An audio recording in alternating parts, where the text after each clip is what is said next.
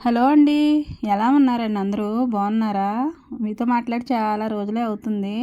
మీరంతా కూడా బాగుండాలని మనస్ఫూర్తిగా దేవుడిని కోరుకుంటున్నాను. పిల్లలనైతే స్కూల్‌కి రెడీ చేసేసానండి బాక్సులు పెట్టేసి. వాళ్ళేంటో వెళ్ళడానికి కాస్త ఆలోచించుకుంటూ వెళ్తున్నారు వెనక్కి వెనక్కి చూసుకుంటూ. ఇక మరి వాళ్ళెళ్ళిన తర్వాత మిగిలిన పనులు చాలా ఉంటాయండి. అవన్నీ ఒక్కొక్కటి మరి చేసుకోవాలి కదండీ! చేసుకునేసరికైతే టైం చాలా అవుతుంది. ఎంత ఎర్లీగా పనులు మొదలుపెట్టినా గానండి, నా పనులయ్యేసరికయితే చాలా టైమే పడుతుంది. మార్నింగ్ టిఫిన్‌కి దోసలు వేద్దామనేసి బియ్యము, పప్పు నానబెట్టానండి. అవి పొద్దున్నే నానబెట్టుకోవాలి. కానీ వాళ్ళెళ్ళిన తర్వాత నానబెడుతున్నాను పిల్లలు వెళ్ళిన తర్వాత. బియ్యంలో అయితే కాసిన్ని మెంతులు వేసుకుంటే జిగురు బాగుంటుందండి. దోసలు బాగా వస్తాయి సాఫ్ట్‌గా. అందుకే మెంతులు వేస్తాను. ఇంకా మరి అత్తయ్య అయితే మరి రాత్రి ఉన్న గిన్నెలన్నీ కూడా తోమేస్తారు. ఎప్పుడూ కూడా ఆవిడ తోమిన గిన్నెలన్నీ కాసేపు అలా వాడనిచ్చి నీళ్లు పిల్లలెళ్ళిన తర్వాత అయితే స్టాండ్‌లో సర్దుకుంటాను. అత్తయ్య తోమిన వెంటనే మళ్ళీ గిన్నెలన్నీ ఇక్కడ నిలవైపోయి ఉంటాయండి. పిల్లలు టిఫిన్ చేసినవి, అలాగే మరి వంట చేసినవి అన్నీ ఉంటాయి కదండీ! ఇవన్నీ కూడా మళ్ళీ నేను తోముకుంటాను. అత్తయ్య అయితే మరి ఏదో పనికి వెళ్తూ ఉంటారు కదా! ఈ గిన్నెలన్నీ ఇక్కడ వేసుకునేసరికి చాలా టైం అయిపోద్దండి. తోముకునేసరికి ఇంకెంత పడుతుందో. గిన్నెలన్నీ ఇక్కడ వేసుకున్న తర్వాత తొరక తీయడం మర్చిపోయాను. అది గుర్తొచ్చిందండి. వెంటనే పెరుగు గిన్నె తీసుకొని మరి తొరక అయితే డబ్బాలోకి తీసేసుకుంటున్నాను. ఇది మరి ఇలా తీసుకున్న దాన్ని నేనైతే మరి ఫ్రిడ్జ్‌లో పెట్టుకొని ఒక 10 రోజులకి, వారం రోజులకి అలా మరి నెయ్యి అయితే తీసుకుంటానండి వెన్నపూస తీసుకొని. టీ గిన్నె గుర్తొచ్చిందండి తర్వాత. దానిలో కొంచెం టీ ఉంది. దాన్ని కూడా వేడి చేసేసుకున్నానండి. అది తాగేసి ఈ గిన్నె కూడా తీసుకెళ్ళిపోదాం అనేసి పప్పు అయితే పక్కన పెట్టేసాను. విజిల్స్ వచ్చేసాయి. ఇంకా మరి నేను గిన్నెలు తోముకునే ముందు మరి ఇటు చూస్తే మరి రొట్టంతా పెరిగిపోయినట్టుందండి. దడిలోను మాకు చెట్లుంటాయి. అవైతే మరి కొమ్మలు కొమ్మలు ఎక్కువైపోయి వర్షానికైతే బాగా గుబురుగా అయిపోయినట్టున్నాయి అనేసి అవి కూడా నరికేద్దామని ఆ గిన్నెలను అలా పెట్టేసి మరి ఈ పని అయితే చూస్తున్నానండి. ఈ పని మగోళ్ళే చేయాలి, ఆడవాళ్ళు చేయకూడదనేది ఏమి ఉండదండి. ఇంటి దగ్గర ఏది బాగోకపోయినా దాన్ని మేము ఎవరమైనా సరే చేసేసుకుంటాము. అత్తయ్య ఉంటే అత్తయ్య చేసేస్తారు. లేదంటే నేను. ఇక మరి ఈ పనులు మరి ఇంటి దగ్గర ఉన్నప్పుడు మరి ఇలాంటివి కూడా చూసుకుంటూ ఉండాలి కదండీ! మా ఇంటి చుట్టుపక్కల ప్రహరీ లేదండి. క్లాత్ ఉంటది. క్లాత్‌కి పక్కనేమో దడి ఉంటదండి. మరి అవైతే రొట్ట పెరిగిపోయినప్పుడల్లా మరి ఈ పరిస్థితి అయితే ఉంటది. నరికేసుకోవాలి. లేదంటే మరి అవి ఎక్కువైపోయి పెద్ద పెద్ద చెట్లయిపోయి రుప్పల్లాగా బాగోవు కదండీ! గాలి కూడా ఆడినట్టు అయిపోద్ది. అందుకని మరి ఎప్పటికప్పుడు నరికేస్తూ ఉండాలి. నెల నెలా వచ్చేసినట్టు పెరిగిపోయినట్టు ఉంటాయండి ఈ రొట్ట అంతాను. ఈ రొట్ట మరి మనకి ఎందుకు యూజ్ ఉండదండి. మా గొర్రె ఉందంటే అది తినదు. మరి ఏం చేస్తామండి, ఇది ఎవరో ఒకళ్ళు తీసుకెళ్తారని బయటైతే వేస్తున్నాను. మరి అదైతే నన్ను పిలుస్తుంది పెట్టమని. తింటదో లేదో అనేసి ఒకటైతే మరి దాని దగ్గర వేసాను. తర్వాత అయితే మరి అక్కడ వేసుకున్న గిన్నెలైతే ఉన్నాయి కదండీ! అవి కూడా తోమేస్తాను. అవన్నీ తోముకుంటూ ఉండేసరికైతే మరి పొద్దు అక్కడికెళ్ళిపోద్ది. ఆ తర్వాత అయితే మరి నెమ్మదిగా వంట చేయాలండి. ఇదిగోండి మా పొట్టిది చూసారు కుక్కపిల్ల. ఇక్కడ మరి నేను తోమినంత సేపు కూడా అది అక్కడే ఉంటదండి కాపు కాసుకుని.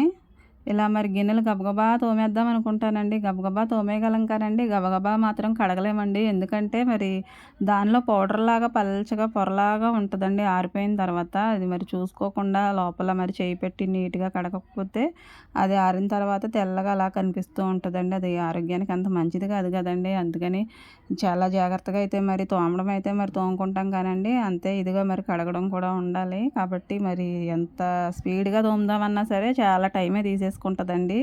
ఇలా మరి ఆ టబ్‌లో ఉన్న గిన్నెలన్నీ నేను ఒక్కొక్కటిగా మరి స్టాండ్‌లో వేసేసుకుంటాను. టబ్‌లో అంటే నాకు ఆ గిన్నెలన్నీ అందులో ముంచేస్తేనే వదిలినట్టు ఫీలింగ్ ఉంటది. ఒక్కొక్కసారి అలాగా, ఒక్కొక్కసారి ఇంకెలా తోస్తే అలా చేస్తూ ఉంటానండి ఆ టైంని బట్టి. ఇంకా ఇవన్నీ తోమేసాను కాబట్టి అరుగు మీద పెట్టేసుకుంటానండి. నీళ్ళన్నీ వాడిపోతాయి. ఇంకా తోమిన గిన్నెలకు కూడా మా పొట్టిది కాపలా కాస్తుంది. ఇక్కడ మరి నీట్‌గా కడిగేసుకుంటానండి. వెంగుళ్ళు, మెతుకులు ఇవన్నీ ఉంటాయి కదండీ! మరి అన్నీ కూడా మరి మా కోడుందంటే ఒక్కటే ఉందండి. అదేమో తినడానికి రాదు.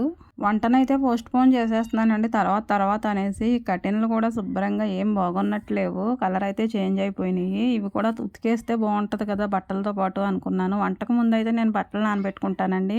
ఆ బట్టలతో పాటు ఇవి కూడా ఉతికేస్తే బాగుంటదనిపించింది. ఏదైనా గానీ ముందు నేను అనుకోనండి. నా మనసుకు అప్పటికప్పుడు అలా అనిపించినప్పుడు చేసేసి తీరతాను. ముందే అనుకుని అది ఆ రోజు చేయాలి, ఇది ఈ రోజు చేయాలనేది ఏమి ఉండదండి. నాకు అది అలా అనిపించినప్పుడు వెంటనే ఆ పనైతే చేసేస్తాను. అది ఎంత కష్టమైన పని అవనివ్వండి. ఎన్ని పనులున్నా గానండి నాకు చెయ్యాలని అనుకుంటే ఎన్ని పనులున్నా గానీ చేసేసుకుంటానండి అది ఒక రోజులోనే. ఇంకా మరి పోస్ట్ పోన్ చేశానంటే అది అలాగ అయిపోద్ది. అందుకనే చేయాలనిపించిన పని వెంటనే చేసేస్తాను. వర్షం ఒకటి తగ్గింది కదండీ! బట్టలతో పాటు ఇంకా మరి చాలా పనులైతే నేను చేసేసుకున్నాను. మరి ఈరోజు మరి ఇంకా బెండకాయ కూర అయితే వండుదామని, బెండకాయ కూర కాదులెండి ఫ్రై చేద్దామని నేను ఇవైతే కట్ చేసుకుంటున్నాను. కత్తిపీట అయితే వాడతానండి నేను. ఇలా కూర్చునే కోసుకుంటాను. బెండకాయలైతే చాలా ఫాస్ట్‌గానే తరిగేసానండి. టైం లేదు కాబట్టి దాన్నైతే మరి ఫ్రైలాగా కూడా చేసేస్తున్నాను. అలాగే పప్పుచారు కూడా ఓ పక్కనైతే పెట్టి మరగపెట్టుకుంటున్నాను. పప్పుచారు అలా మరిగేటప్పుడు కొద్దిగా అందులో మునగాకు వేసుకుంటే హెల్త్‌కి చాలా మంచిదండి. ఇందులో చాలా విటమిన్‌లుంటాయి. అందుకని కొద్దిగా నేను అలా వేస్తాను. 4 ఆకులు వేసుకుంటే సరిపోద్దండి. ఇది నీటిలో పెట్టి కడిగినట్టు అనిపించదు. మనకి నీళ్ళు అస్సలు పట్టవు. ఇలా మరిగేటప్పుడు కొద్దిగా వేసుకుంటే సరిపోద్దండి. ఇష్టం లేని వాళ్ళకి స్మెల్ అనేది రాదు. వేసుకోవచ్చు, బావుంటది. హెల్త్‌కి మంచిది కాబట్టి మనం అది తినడం మంచిది. ఇంకా పప్పుచారు మరి ఇంకా బెండకాయ ఫ్రై అయితే రెడీ అయిపోయింది. పప్పుచారు కూడా తాలింపు పెట్టేసానండి. మూతలైతే నేను ఇలా కొంచెం గ్యాప్ ఉంచుకొని అయితే పెడతానండి. ఆవిరైతే బయటకు పోతే ఇది బావుంటదని. ఇంకా మరి పుల్లలైతే మరి వానకి నానిపోయి ఉన్నాయి కదండీ! అవన్నీ కూడా ఎండలో వేసుకుంటున్నాను ఎండొస్తుందనేసి. ఈ వీడియో అయితే తీసి 3 రోజుల పైనే అవుతుందండి. కానీ నేను ఈరోజు పోస్ట్ చేస్తున్నాను. ఇంకా మరి అయి అలా ఎండలో వేసిన తర్వాత పుల్లలు ఇంకా మరి బట్టలు నానబెట్టేసాను కదండీ! ఈ బట్టలు కూడా ఉతికేస్తున్నాను. బట్టలు ఉతికేటప్పుడండి డైలీ ఉతికితే పర్వాలేదు గానీ, గ్యాప్ వచ్చినప్పుడు ఉతికినప్పుడు ఉంటదండి అసలు చెప్పాలంటే. అసలు ఆ బాధ భగవంతుడికి తెలియాలి. ఎందుకంటే అన్ని ఉంటాయండి. మరి వర్షం వచ్చి మరి వెళ్ళిపోయింది కదండీ! మరి అది వెళ్ళిపోయిన తర్వాత ఎన్ని పనులుంటాయండి. ఎక్కడివి అక్కడే ఉన్నట్టుంటాయి. దానికి తోడేమో ఈ బట్టలు ఇలాగ అయిపోయి ఉంటాయి. ఈ బట్టలు ఉతికేటప్పుడు చాలా నాకైతే నీరసం వస్తుంది. ఎందుకంటే మరి చేత్తో ఉతకాలి కదండీ! అన్ని బట్టలు చేత్తో ఉతకాలంటే మాటలండి. చాలామందే ఉతుకుతారండి. అందరి కష్టం అదే విధంగా ఉంటుంది. నడుము పట్టేసినట్టు. బట్టలకు సబ్బెట్టేసి అలా రుద్దేసి మరి వాటినైతే ఉతికేసాను. మరి రెండిట్లో నేను నీళ్ళు ముంచుకుంటానండి. ఒకసారి ఆల్రెడీ జాడించేసాను. మళ్ళీ ఇంకో 2 సార్లు అయితే మరి టబ్‌లో బకెట్‌లో పెట్టుకొని అయితే మరి ఈటిల్లో కూడా జాడిస్తాను. ఆ బకెట్ నీళ్ళలో అయితే కంఫర్ట్ ఏసుకుంటాను. ఇలా మరి ఒంగుని ఎంతసేపని నేను అలా గుంజలేనండి బట్టలు. ఇలా మరి కూర్చునే ఉతుకుతాను, కూర్చునే గుంజుతాను. నడుమంతగా సపోర్ట్ అనిపించదు బట్టలు ఉతికేటప్పుడు. మరి అలాంటప్పుడు వాషింగ్ మిషన్ కొనుక్కోవచ్చు కదా అని అనుకుంటారు. కొనుక్కోవచ్చండి. కొనుక్కోలేక కాదు. కొనుక్కోవాలంటే అదేమి పెద్ద కష్టమైన పనేమి కాదండి.